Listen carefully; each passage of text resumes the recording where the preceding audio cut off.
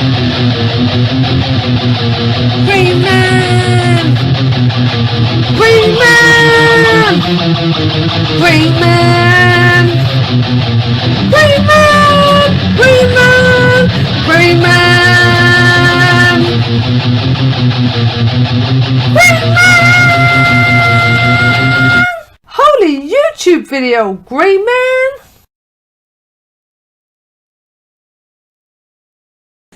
Great Maniacs gather, let's do another box. Well, this is just not just a box, this is something from my shelf. It's a box and it just happens to have a pile of comics on the top of it as well. So it's a box plus a pile of comics. This is going to be another long video. And I don't care because not many people watch my videos anyway. So the people who want to watch a long video will watch it and those who can't bother won't bother. So whatever, I couldn't give a toss.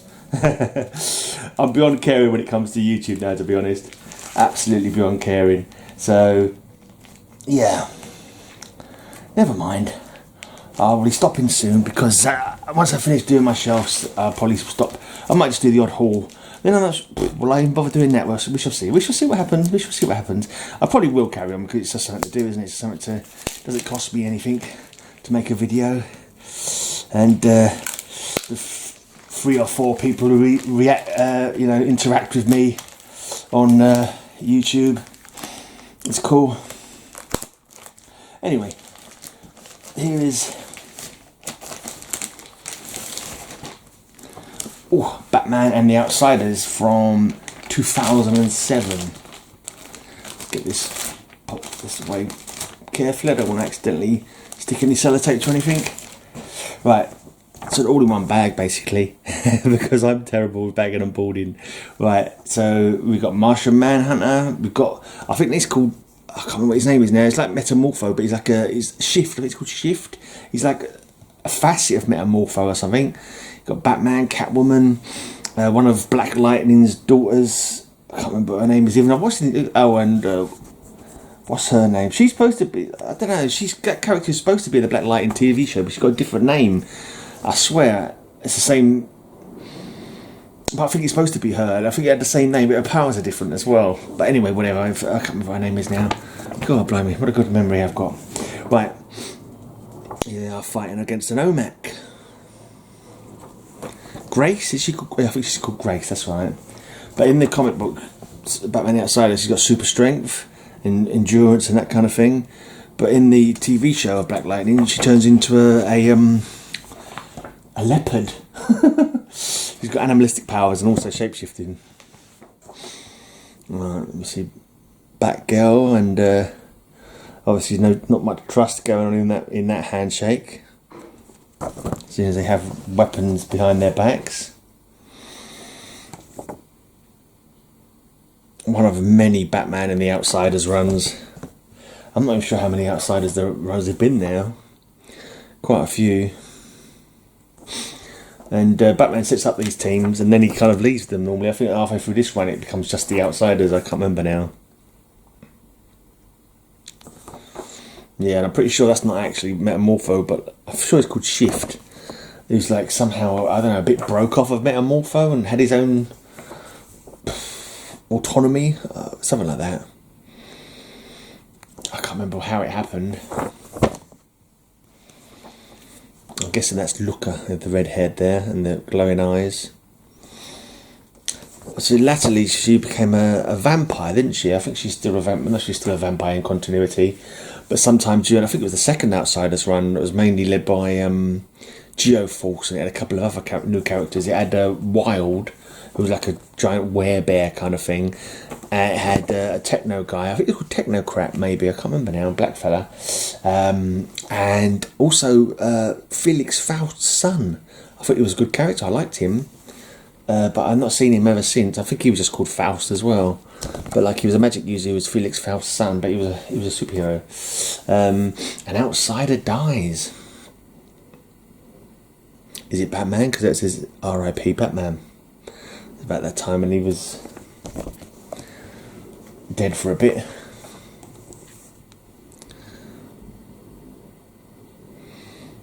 I like Cassandra Cain as Batgirl. Her run is really cool. She's a good character. Very, very good fighter. quite possibly better than Batman. Alright, it's a Batman the Outsiders special, a one-shot, a new beginning. Looks like Creeper is there. Is he being brought into the team?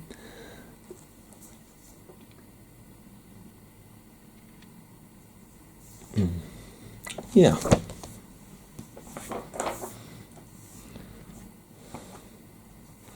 Creeper, Geoforce, Black Lightning. I think that might be actually Metamorpho. Is that Owlman? Owlman from the... Yeah, I think it was Owlman, but it wasn't the Owlman. It was someone who took the Owlman identity. I think it might be Batman on the cover, or someone on the cover. Maybe Robin, Dick Grayson. I can't remember. I seem to be calling it Owlman was somebody using the Owlman identity for some reason. They didn't want their identity to be known or something. I can't remember now. Long time since I read it. Looking at the date on them, probably 12 years since I read it, which is how long ago it came out. Creeper. I think that might be Shift rather than Metamorpho. I can't remember now. I'm sure he does show up at some point. Who is that Owlman fella? Who's the chap at the front? Is that Arthur? Alfred, rather? Now I want to know who Owlman is. I can't remember. Anyway. Oh, I see it's changed just Outsiders now. When did that happen? Oh, never mind, it changed. I told you it changed to Outsiders at some point. But already Batman's coming back. Look, Batman Reborn. He weren't gone long, was he? He was never actually dead. He was kind of like sent into the past somehow. I didn't quite understand that storyline, to be honest. He was hit with the Omega beams from... it was a Morrison one. I'm pretty sure it was a Morrison, that our whole RIP thing. And I just didn't get on with it. So I find Morrison's superhero writing can be very touch and go, you know. Some I like, some I hate. Well, not hate, but yeah. Just don't think they're good. Just find them confusing and nonsensical almost. Some of his superhero stuff. Other stuff I like a lot by what he's done. But yeah, hit and miss definitely for me. Grant Morrison. Who will win, the Cold Steel or the Cold Blooded? Looks like they're fighting Killer Croc, because Killer Croc got super linking evolved, didn't he? From just being a skin condition, he got turned into a crocodile kind of man. I think that was done by Neron during the what was the name of that crisis? Hell Unleashed or something like that. I can't remember now, but yeah, Neron was upgrading people's powers in place of their in exchange for their souls. Right, here's obviously, this is Tara Markov, reborn, well, not reborn, but undead as a Black Lantern.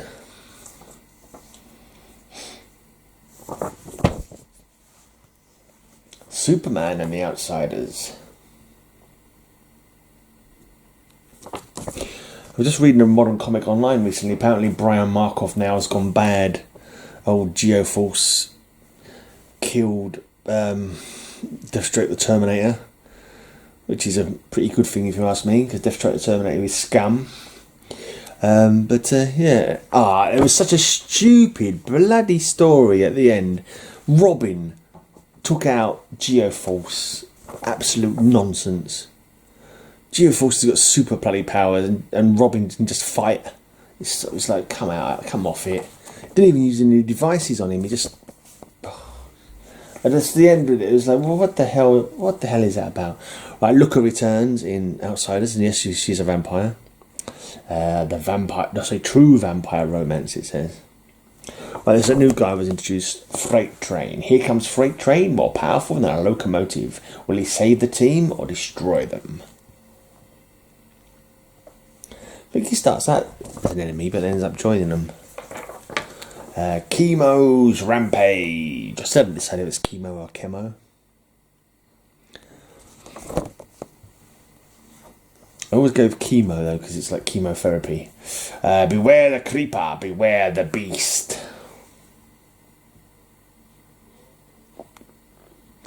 Ooh, I wonder if that could count as being in the mouth of a monster. You can see in the mouth of the monster, but he's not. Nothing's actually in his mouth. So I was thinking in the mouth of a monster, was someone being in the mouth of a monster, but it can just be. You can see into the mouth of the monster, can't you? So it would count, maybe.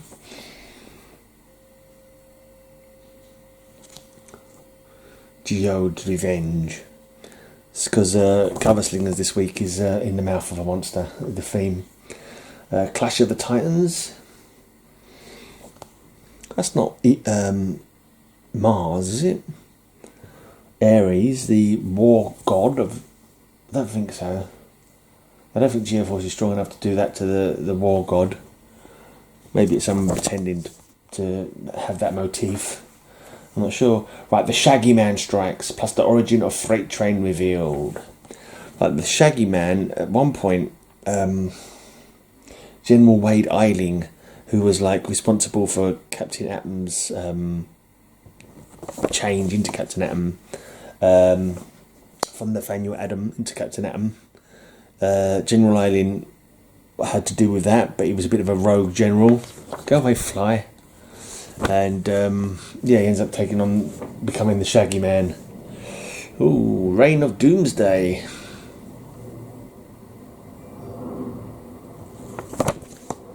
Outsiders versus Outsiders.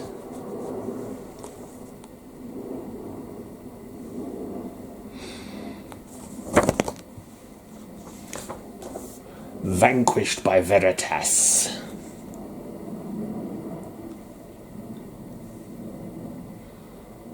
Could that have been Magog, maybe? The one I said looked a bit like Ares. I don't think so, not unless he changed his costume. And Batman and the Outsiders for the final issue. It goes back to Batman and the Outsiders for the final issue. The war is over. Now the Outsiders belong to me.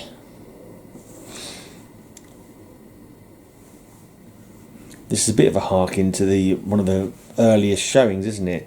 Where he's facing off against the JLA saying, I'm through with you bums. I'm now with the Outsiders, kind of thing.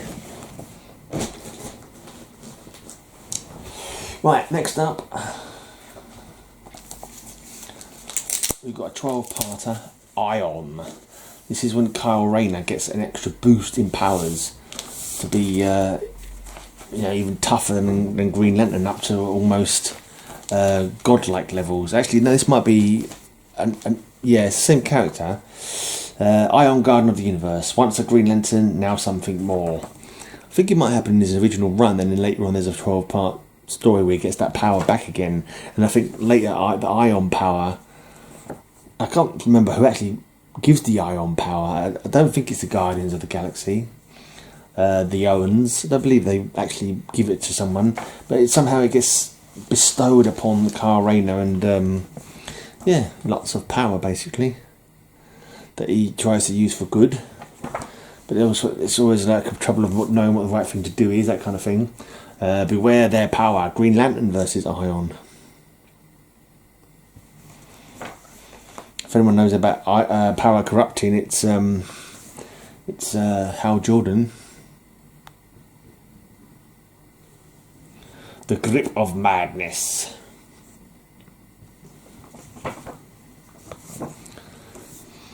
His destiny is in their hands. So it looks like the Guardians have got a say in his power.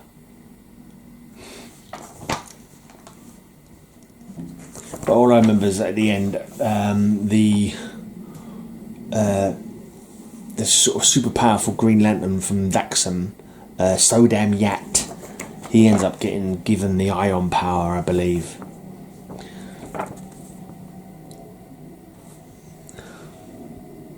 Sword of Elite.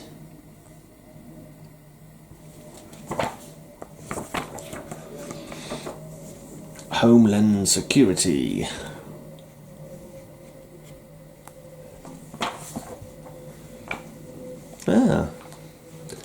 Ion Guardian. There's Tangent Comics crossing over into Ion. It's interesting. Maybe he visits the Tangent universe with his vast powers. Who monitors the monitors? And finally, R.I.P. Ion. And the gravestone says Rayner, but I'm pretty sure he doesn't die. Pretty sure he doesn't die. I don't remember him dying. In fact, he's still going as a Green Lantern, isn't he? So, pretty sure he doesn't die, but I can't remember why. Other than to sell comic books, maybe. Right, is Green Lantern Larfree's Christmas Special. He's the only orange lantern. The lantern to do with avarice and jealousy and greed. And basically, he wants everything. He wants to possess everything. He's kind of, yeah, he's kind of a twerp. But he's more played for laughs almost than evil, although he is pretty evil, some of the stuff that he does. Right, Tales of the Sinestro Corps, first issue, Superman Prime. So obviously, I guess in Superboy Prime grows up to be Superman Prime. And I think he might have been a fear lantern, because he can certainly inspire great fear, because he's bloody enormously powerful, isn't he? Right, Tale of the Sinestro Corps, Parallax, the fall of Kyle Rayner. Does Parallax become Kyle? Does Kyle Rayner become Parallax? Should I say? Surely not. I don't remember him doing it. Cyborg Superman. He's another member of the Sinestro Corps. And finally, this is Tales of the Sinestro Corps, but the Sinestro Corps is crossed out to make it Green Lantern Corps. Ion, a new beginning. So does he become Parallax and then become Ion when he conquers his whatever it was that made him into Parallax? Right, we've got Blackest Night, 3 parts, Tales of the Corps. Various members of various corps there. You've got Larfreeze, you've got Sinestro, and I'm not too sure what the little blue guys. I can't remember. I've seen an awful lot of them. Is this I think this is a crossing over covers as well. I don't know if I can hold them all up. I haven't got enough hands. Ooh. You've got the Indigo Tribe member at the top there. You've got Star Sapphire. The love lanterns, basically. The emotion of love is represented by them, although their kind of love can be a bit intense, dangerously intense. And then you've got the Rage Lantern. What's his name? Atrocitus the Rage Lantern. So yeah, I can't remember the little blue fella's called.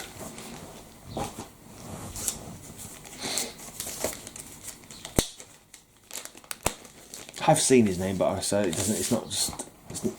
Didn't really see him do enough of anything to remember what his name is. To be honest, I think the Blue Lanterns are for hope, aren't they? I think they. That's their emotion, I believe. Blackest Night Superman.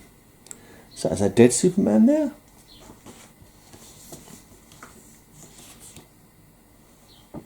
Not sure who it's meant to be.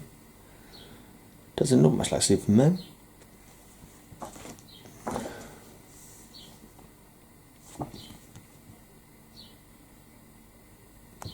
So a little Superman Blackest Night trio of comics. Right, now we're finally into the box. What's in the box? What's in the box? What's in the box? What's in the box? Well, after Blackest Night, oh, go away, flies. There's no flies here today. After Blackest Night, you must have, of course,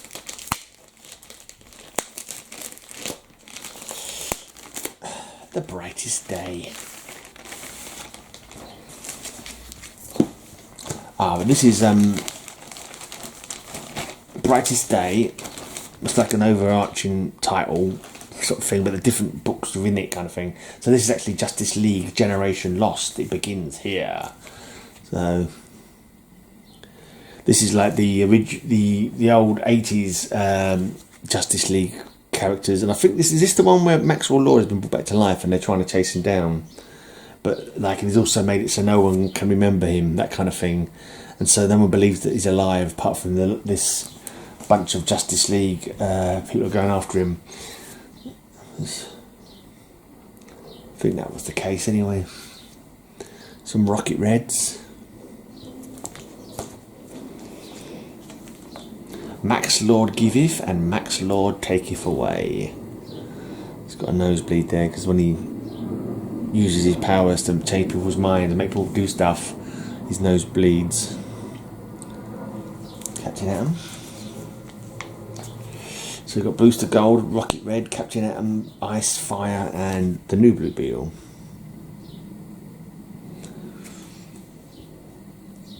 And I believe they're facing off against Chess there, who are like the governmental agency. So they're good guys, government controlled good guys, obviously not happy with what the Justice League are doing, or that particular iteration of the Justice League anyway. Sure what's happening there. I'm not sure who the character is. Green hair, it could be Beatrice DaCosta. I think it may well be actually. Did she not become a member of Chess at one point? I think she might have been a Chess agent at some point. Bit of Batman action, because why not?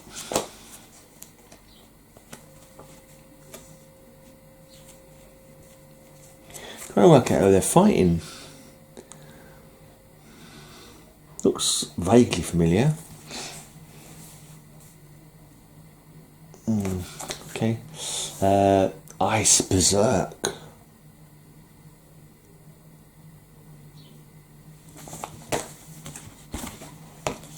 Here's Gog. I believe he was called Gog or Magog. I can never remember which one he was. Welcome to the future.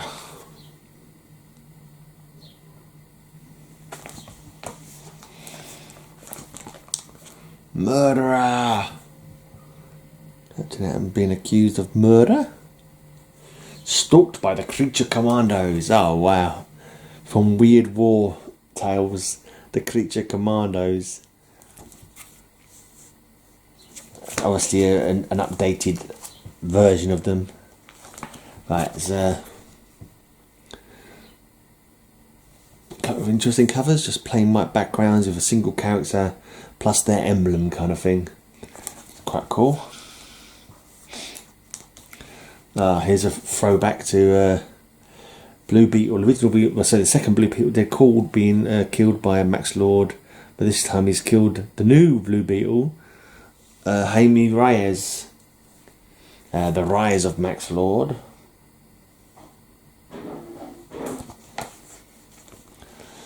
There's a plain white cover with Booster Gold cradled in the head of an apparently dead Blue Beetle. Enter Wonder Woman, all tied up by Batman. Woohoo! I've read a few fanfics like that.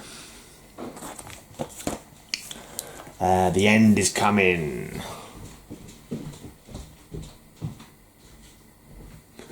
And Max Lord wins. That's it. That's that little run. Well, the rest of the box might be all this book.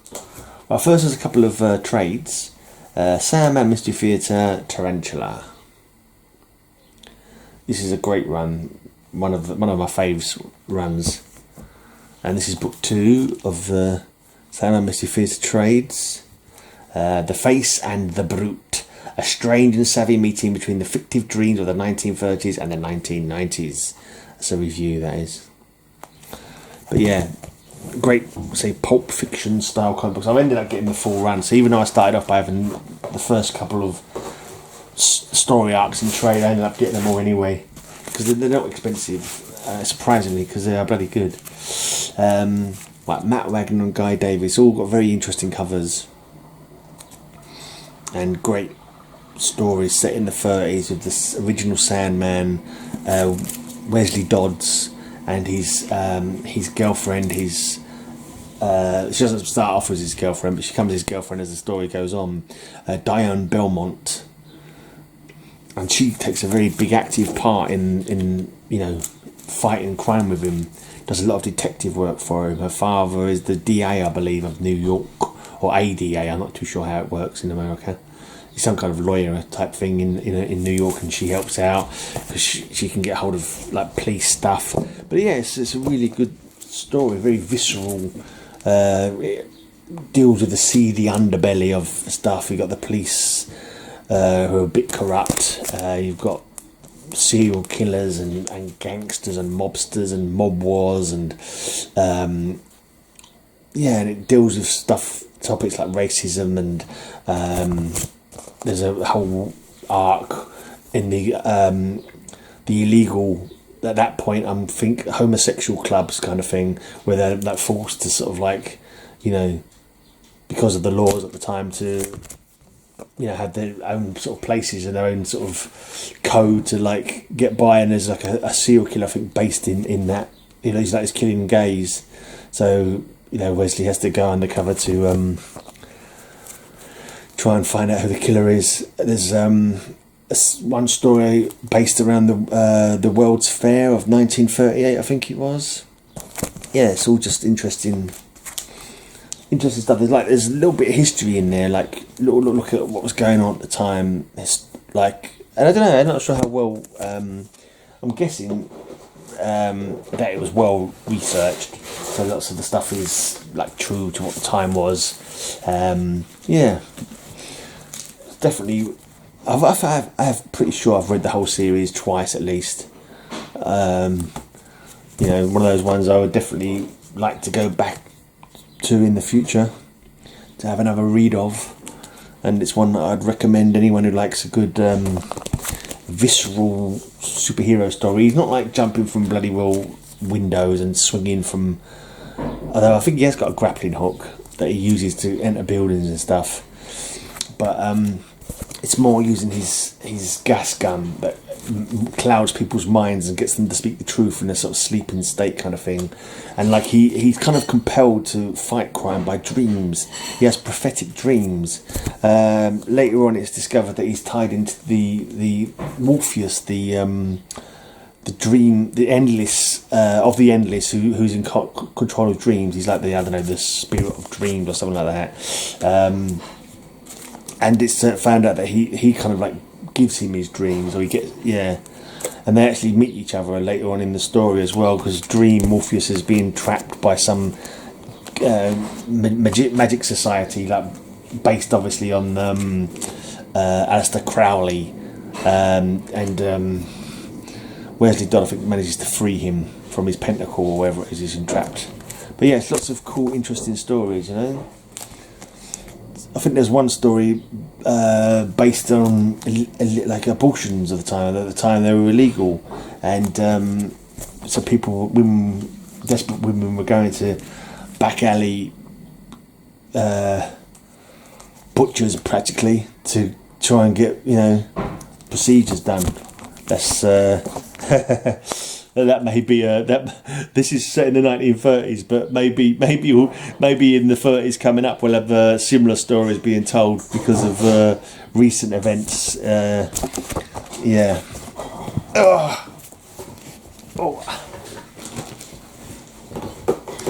But I won't get political about it, because it annoys me when people get political about stuff sometimes, especially when they're cuckoo for Cocoa Pops, bloody well conspiracy theory nutcases.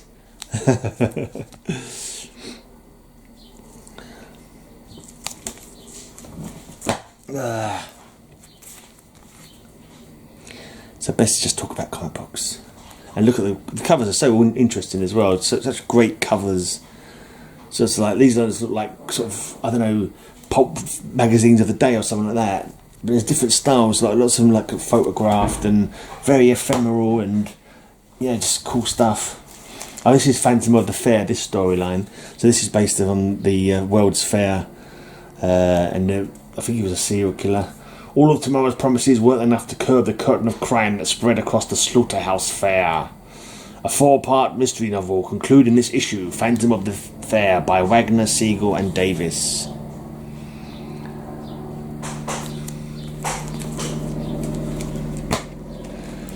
And then we go, another thing that's quite active in this is that other old Golden Age DC heroes are introduced. So here we have Black Hawk. Janusz Prohaska is the Black Hawk.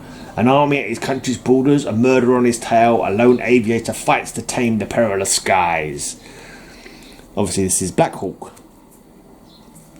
And just really, I don't even like the blinking, the trade dress at the top.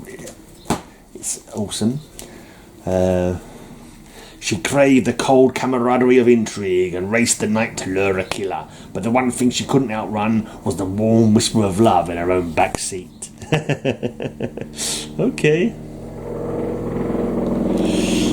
Behind an unassuming smile, beneath a cool facade, Manhattan's masked mystery man stalks a rogue pilot with a past. Yeah, so they're not always necessarily in good terms when they meet up. It sounds like this one, he was investigating Black Hawk, but yeah, like, it needs to look at that. It's a bit of change of trade dress, but it's the style of the old pulps I'm thinking for this one. And the story now is the return of the Scarlet Ghost, Act 1 of 4. Most of the story arcs were 4 parts. But yeah, look, he's got an Adventure Comics there. I think in this storyline he's investigating. It's like it's actually going back and he's investigating the printing works that are dealing with comic books, and because they know the old history of the old comics, so they're all tied in with like organised crime. There's a lot of organised crime involved in the early days of comic books. It's kind of mad. So he was investigating that in this storyline. It's quite fun.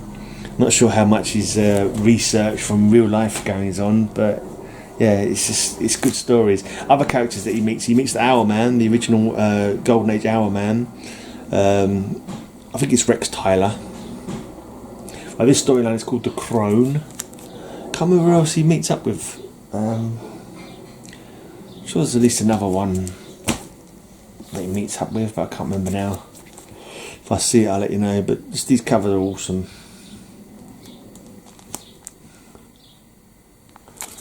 We all live moment by moment, longing to know what tomorrow will bring. But first we must confront the truths that await us at the end of each day. Join us as we present The Crone. There you go. Right, the next story is The Cannon. Yeah, another 4-part story.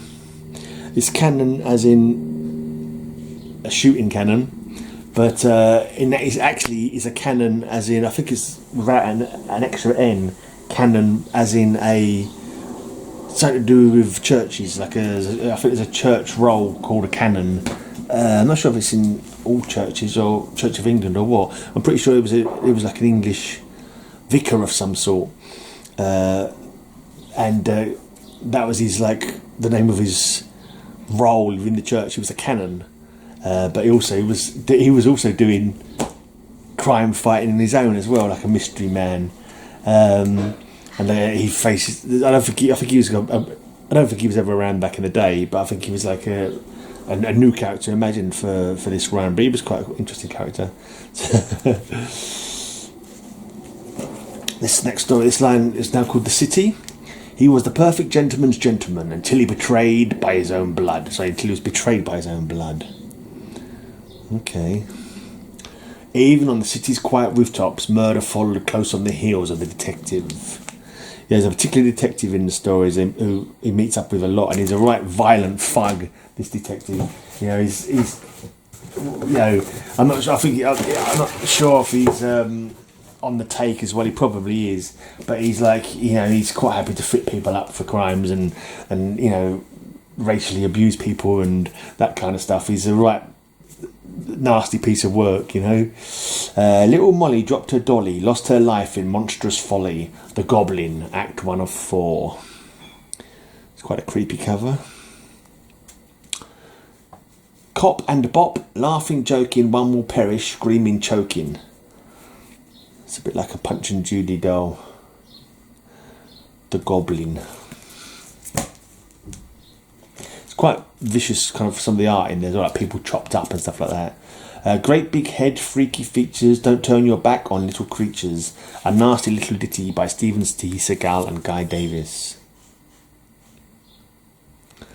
And 654, someone's at the door. 3, 2, 1, someone's life is done. The Goblin. That's the fourth part of it. Right, getting towards the end now. Right, we're number 69. The Hero, Act 1 of 2. So only 2 parts on this one. And it looks like Sandman. It looks like that detective I was just telling you about, I'm guessing. And this is, I'm guessing, is Wesley Dodds. He's got his gas gun. I don't know if that's supposed to be Diane Belmont in the back there. Maybe it is, but I don't know. Not really as I pictured her. Possibly, though. Oh, that was the last one. Actually, I didn't realise that was the last one. Number 70 was the last one. The final act. So what else have I got in here? Sandman Midnight Theatre.